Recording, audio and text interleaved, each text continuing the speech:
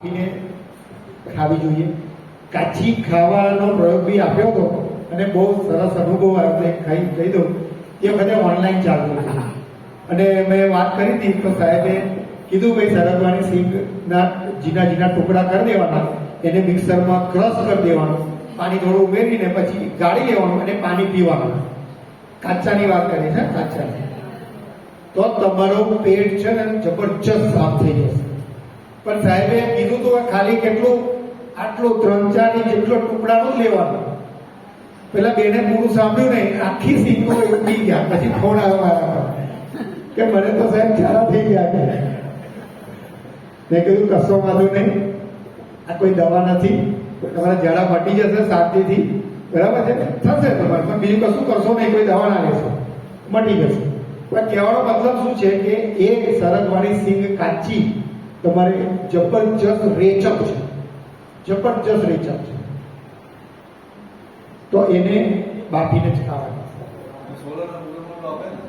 હા, કોઈ બી રીતે તમારે ધીરે ધીરે જો એ સોલર. હવે બીજી વાત કરવી કે આપણે 40-50 ડિગ્રી કેમ આપીએ એવી વસ્તુ સમજી લો.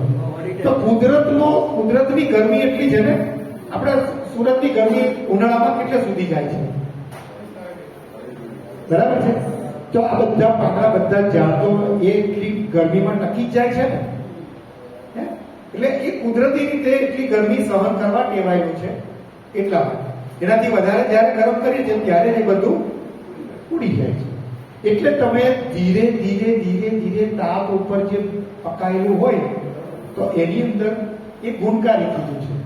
ધીરા ધીરા તાપે ને માટીના વાસણમાં કહીએ છીએ કે ધીરે ધીરે. જે સીટી વગાડવો ને એ સૌથી ખરાબ.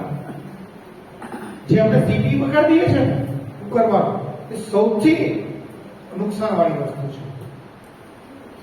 ધીરે ધીરે જે હાંડલીમાં જે પહેલાના જમાનામાં જે બીમાર નતા પડતા, ભલે એ બી ગાંધેલું ખાતા છે, પણ એની પદ્ધતિ આ કે ધીરા ધીરા ધીરા તાપે સક્કરિયાને બટાકા જેટલું બાફવાનું જે આ કરીએ છીએ, માટલાનું જે કરીએ છીએ, તો એ ધીરે ધીરે ધીરે ધીરે થાય છે. કુદરતી એના પોતાના